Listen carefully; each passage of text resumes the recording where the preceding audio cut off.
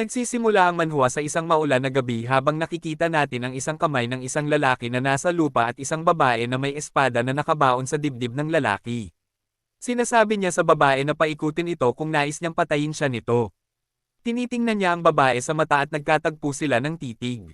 Nagsimulang paikutin ng babae ang kanyang mga pulso na ipinapasok ang espada sa loob ng kanyang dibdib. Siya ay nagsimulang mag-ubo ng dugo pagkatapos ay dahan-dahang itinataas ang kanyang kamay na may bahid na ng dugo. At nagkaroon ng bahagyang ngiti, sinasabi na siya ay maganda pa rin at hindi nagbago, tulad ng dati. Habang inilalagay ang kanyang kamay sa kanyang pisngi. Dahan-dahan siyang nawawalan ng lakas kaya't nahulog ang kanyang kamay at nag-iwan ng isang dugong marka. Habang ang babae ay humakbang palayo sa kanya. Ang kanyang huling salita ay tinatawag siyang isang buwisit na babae. At pagkatapos ay lumitaw ang isang status window na nagsasabing tapos na at tinatawag itong nullification of engagement at ang sinasabi na kondisyon ay ang pagkamatay ni Deculain. Naririnig natin ang isang lalaki na huminga ng malalim at sinabi, "Salamat Diyos." Habang nakatingin sa kanyang monitor at sinasabi na hindi na ito nag-glitch at ang nakakainis na bug na ito ay tumagal ng matagal upang ayusin. Sa wakas ay naayos niya ang glitch na patuloy na nangyayari sa nullification of engagement story route. At ipinakilala tayo kay Kim Woo-jin. Mukha na siyang inaantok at grabe ang pag-iinat, sinasabing natapos din ang kanyang pinagka-overtime-an. At sinasabi sa atin na siya ay isang game developer sa isang kumpanya ng laro na tinatawag na RU sa South Korea na kilala bilang mahirap na lugar kung saan dito din nagsimula ang console game.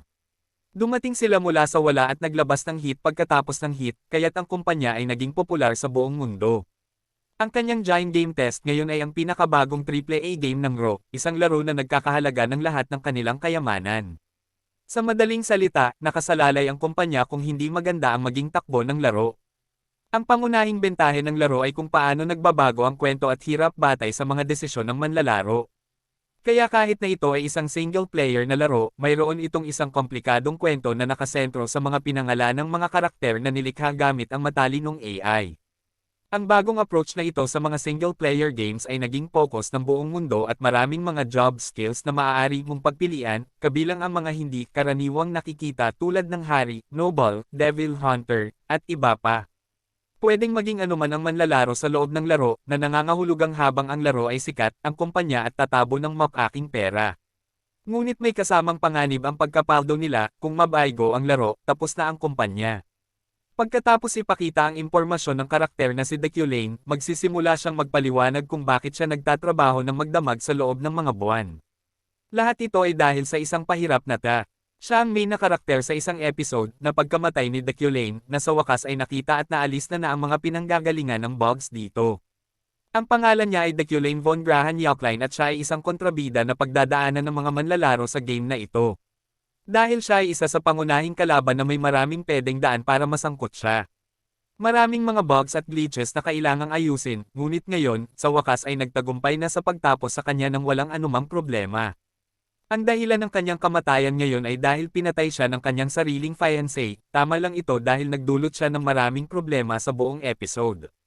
Naririnig natin ang isang babae na tumatawag sa kanya at tinatanong kung kamusta na ang pagtexting niya. Ipinakilala niya sa atin si Inyo Ara, ang leader ng kanyang development team at ang kanyang ex-girlfriend.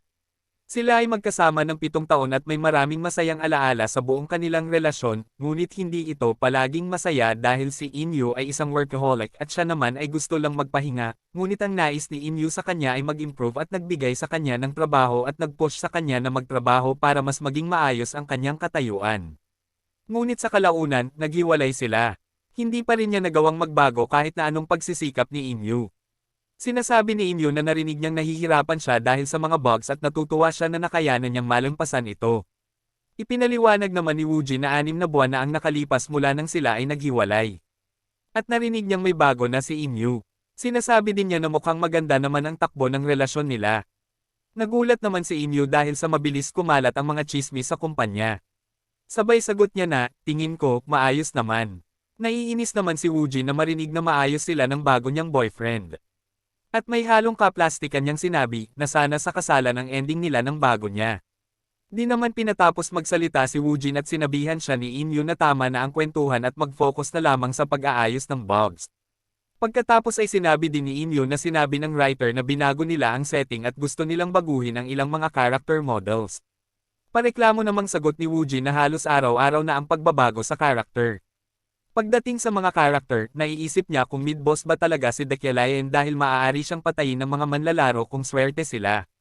Sabi niya na iyon ang selling point ng laro, pati na rin si Deculayan, na mas lumalakas habang nagpapatuloy ang kwento at ang manlalaro ay gagawa ng iba't ibang desisyon at tataas ang hirap ng laro habang ginagawa nila iyon. Dito ay inanong naman siya ni Inyo na kung alam ba niyang ang disenyo ng karakter na si Deculayan ay batay sa kanya. Naguguluhan si Woojin, ngunit tumawa siya at sinabing hindi ba niya ito napansin. Na parehong-pareho kayo, na tila ba may pang-iinis sa mukha ni Inyo. Sinabi naman ni Woojin na nagkita lamang sila ng writer ng ilang beses. At pabirong ulit na sinabi ni Inyo na iyon daw ang dahilan kung bakit tuwing naglalaro siya ng nito, palagi siya nagsisimula sa pamamagitan ng pagpatay sa kanya. Parang naasar naman na sumagot ni Woojin na kung gusto daw ba ng away ni Inyo, dahil sa patuloy na pagsasabi ng mga pagkakapareha nila ng personalidad ng karakter na si Deculayan. Sabi din niya, walang paraan na mahahawig ako sa isang tao na ang huling salita ay tinatawag ang ibang tao na buwezet. Biglang kabig naman ulit si Inyo at sinabing magbalik na ulit sa trabaho. At tinanong siya kung ano ang opinyon niya sa kanyang pagtitest ng laro. Sabi niya na ang laro ay masaya, pero nag-aalala siya kung ang kaligtasan ng kumpanya ay nakasalalay dito. Sagot naman ni Inyo na hindi na dapat mag-alala tungkol sa mga bagay na iyon. Ang gameplay trailer ay nagbigay kasiyahan sa mga tao sa buong mundo, kaya tiyak na hindi ito babagsak. Pagkatapos ay napatingin si Woojin sa kanyang kaliwa, sa may labas ng bintana. Tinanong niya si Inyo kung iyon daw ba ang kanyang boyfriend. Sabi din ni Woojin na masyadong gabi. At nakikita natin ang lalaki na nakatayo sa tabi ng kotse, tinitingnan ang kanyang telepono. Sinabihan ni Woojin na ano pang ginagawa niya, at wag doon niyang paghantayang ang kanyang boyfriend. Sumagot naman si Inyo na tama siya at aalis na siya. Binati din siya ng good luck sa trabaho ni Inyo sabay kaway bago lumabas ng pinto. May pagka-bitter na nagpaalam si Woojin habang siya ay tumuloy naman sa pagtatrabaho. Huminga siya ng malalim, sinasabi na oras na para suriin muli si Deculayan, ngunit tinanong niya kung seryoso ba ang writer at tinanong kung paano siya magiging si Deculayan dahil may mga katangian ito tulad ng Wizkid at Average Mage. Si Deculayan ay pinuri dahil sa kanyang pagkahenyo at tinawag na isang Wizkid, ngunit sa totoo lang, siya ay isang normal na mage lamang. Kaya't ang kombinasyon ng kanyang kayabangan at pagmamalaki, pati na rin ang pagpapalaki sa kanya bilang isang mataas na ranggo ng lipunan, ay lumikha ng napakasamang personalidad, isang tunay na walang hiya. Sabi ni Woojin, walang paraan na maaari siyang maging tao pa sa puntong ito. Kahit na siya ay mas lumalakas habang nagpapatuloy ang kwento, sa huli, siya ay napapalibutan ng mga tao na talagang kinamumuhian siya. Tinanong niya kung mayroong iba pang mga bagay na maaaring idagdag sa kanyang mga katangian o personalidad, mga bagay na hindi magiging kapansin-pansin dahil siya ay isa pa rin sa sikat na karakter. Gusto niyang magdagdag ng mga traits na magbibigay sa kanya ng simpatya o empatiya tulad ng comprehension. Dahil kahit papaano, ito ay dapat maging mas nakakaalam na tulad niya. At nagdesisyon siyang magdagdag ng ilang bagay pa tulad ng wealth, Midas touch, sharp eyesight at Iron Man. Sinabi niya na magdadagdag lang siya ng kaunti, pero idinagdag na niya ang nasa buong listahan. Pero napasobra siya at nagdagdag ng maraming bagay na maganda tingnan, at ngayon naisip niya ulit, hindi niya dapat ginawa iyon at ibalik siya sa orihinal na estado bago mangyari ang kahit anong bagay. Pero bago pa niya maibalik siya sa normal, nakatanggap siya ng isang jump scare message. Nagtataka siya kung sino ang nag-message sa kanya ng ganitong oras. Makikita natin na ang scriptwriter na si Developer Rain ang nagpadala ng mensahe. Tinanong siya kung nagtatrabaho siya, at sumagot naman si Woojin ng oo, at tinanong kung may kailangan baguhin sa model, at sabihin lang sa kanya, agad niyang gagawin. Sabi ni Rain, hindi iyon. Sinabi ni Rain na hinahantay lang niyang makita. Nagtaka si Woojin kung ano ang ibig niyang sabihin at tinanong kung kailangan na ba niyang makita ang natapos na model. Ngunit tumawa si Rain, sabi niyang hindi, at pinadunagaw niya ito sa bintana. Nagtaka si Woojin kung ano ang nangyayari, at kung ano ang dapat makita.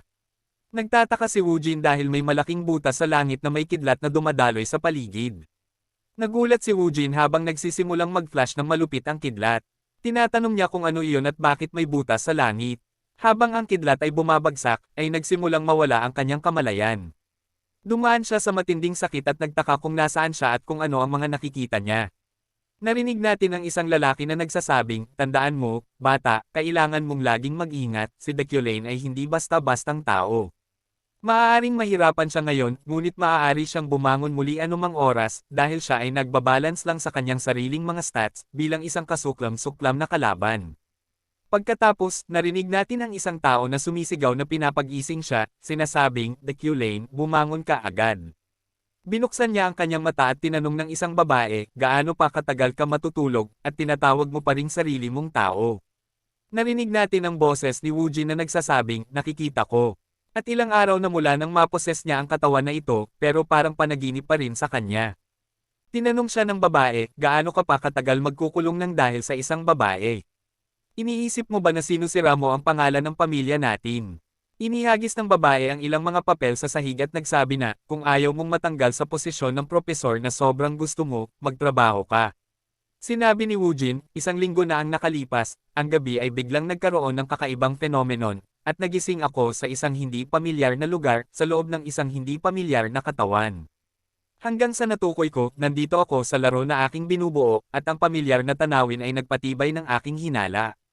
At higit pa, nasa katawan siya ng isang lalaking hindi makakatakas sa kamatayan anuman ang mangyari sa kwento ng mundo. At siya naging napakasamang kontrabida sa isang laro.